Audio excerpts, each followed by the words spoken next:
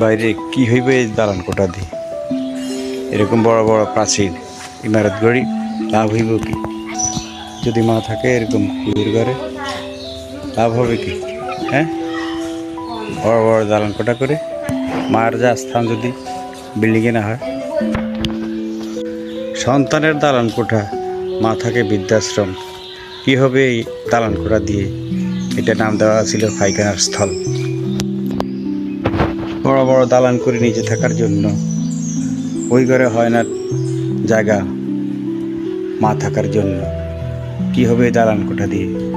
কি হবে এই প্রাচীর করে? প্রয়োজন কি এসব করে? আমি কষ্ট করে বিল্ডিং করেছি, দিয়েছি কত টাকা, দিয়েছি কত শ্রম। ওই ঘরে যদি মা না থাকতে পারে, মায়ের জায়গা যদি হয় বৃদ্ধাশ্রম, কি হবে আর ওই বিল্ডিং দিয়ে? কি হবে আবার দালান দিয়ে? আমার মা যদি না থাকে ওই ঘরে, কি হবে দালান করে? কি হবে বিল্ডিং করে?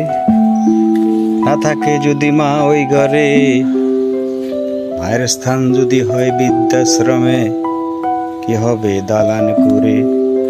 কি হবে বিল্ডিং করে?